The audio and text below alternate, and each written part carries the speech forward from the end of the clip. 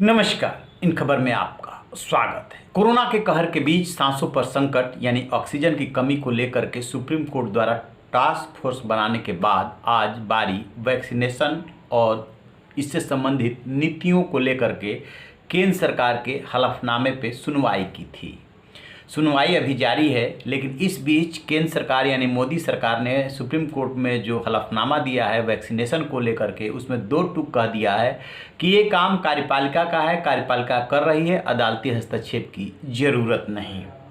सबसे बड़ा सवाल है कि आखिरकार अदालत ने क्या कहा जो मोदी सरकार ने ऐसा जवाब दिया। दरअसल जो अभी कह सकते हैं कि डिस्प्यूट है वो कोरोना जो वैक्सीन है उसकी कीमत को लेकर के है।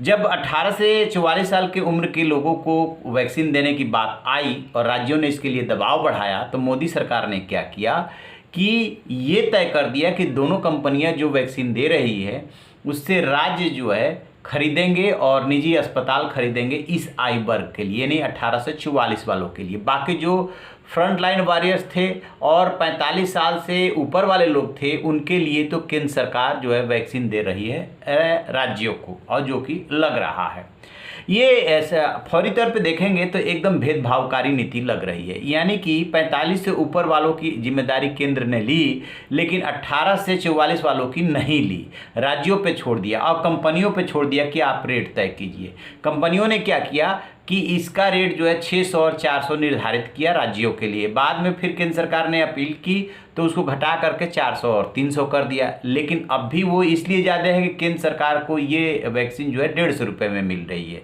तो सवाल तो उठेंगे कि क्यों एक ही देश में नागरिक वही हैं और फिर जो है रेट अलग अलग। केंद्र सरकार का कहना है कि हम अपने लिए थोड़े लेते हैं, जो भी लेते हैं 150 की रेट पे वो तो राज्यों को ही दे देते हैं, और राज्यों के डिमांड पे ये चीज़ तय हुई है कि अस्पतालों को और राज्यों को सीधे कंपनियां बेच सकेंगी। कंपनियों ने रिसर्च के लिए अपना पैसा खर्च किया है, तो ये तो कंपनी और राज्यों के बीच का मामला है। ये केंद्र सरकार का तर्क है, लेकिन ये ठीक तर्क नहीं है और सुप्रीम कोर्ट में भी उसने यही प्ली लिया।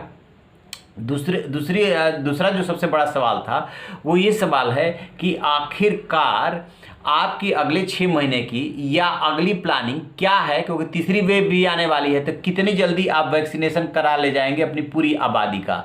इसका भी केंद्र सरकार ने बहुत गोलमोल जवाब दिया है। उसने कहा है कि सब कुछ परिस्थितियों पर डिपेंड करता है, बहुत कुछ परिवर्तन आ रहा है, तो ये बताना संभव नहीं है कि कितना समय लगेगा हमें वैक्सीनेशन में और हम कितने लोगों का करा पाएंगे। कहने का मतलब ये कि अभी जो कोविशील्ड और कोवैक्सीन 2 वैक्सीन लग रही है, ये अगले 3 महीने में या अगले 6 महीने में हम कितनी सप्लाई करेंगे इसकी भी गारंटी नहीं दी जा रही है कि हम इतने लोगों को लगवा देंगे वैक्सीन। हर राज्य जो है ज़्यादा वैक्सीन मांग रहा है, लेकिन दोनों कंपनियां देने की स्थिति में नहीं है। उसमें डिटेल ये भी बताया गया है कि हमने कितना जो है सीरम इंस्टीट्यूट को दिया और कितना जो है भारत बायोटेक को पैसा एडवांस दिया। उन्होंने उसमें 1750 करोड़ जो सीरम इंस्टीट्यूट को दिया और जो कोवैक्सीन को पैसा दिया, सबका उन्होंने ब्यौरा तो पेश किया है।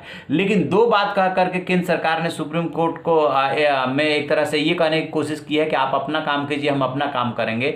वो ये कि जो वैक्सीन की कीमत है वो एकदम सही निर्धारित की गई है, उसमें सही पॉलिसी अपनाई गई है, उसमें अदालती हस्तक्षेप की जरूरत नहीं। दूसरी वैक्सीन को लेकर के प्लानिंग जो उसने पेश किया, कहा है कि बहुत सारी परिस्थितियों पर डिपेंड करेगा कितने और जो है वैक्सीन आ जाती हैं, उसके बाद ये महामारी कौन कौन सा रूप लेती है, कौन कौन सा टर्न लेती है, सब कुछ इस पर डिपेंड करेगा, इसलिए वो भी नहीं बताया।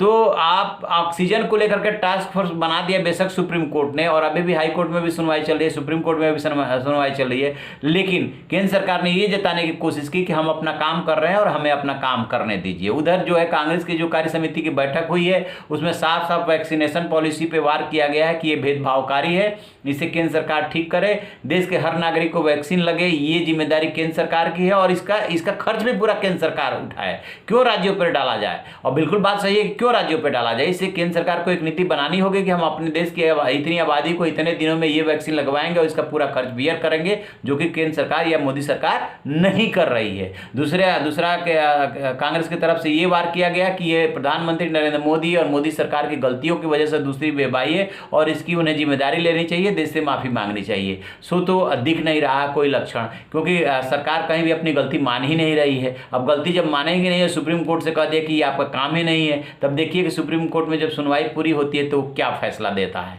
तो आप रहिए ना बेखबर, देखते रहिए इन खबर चैनल को सब्सक्राइब करें।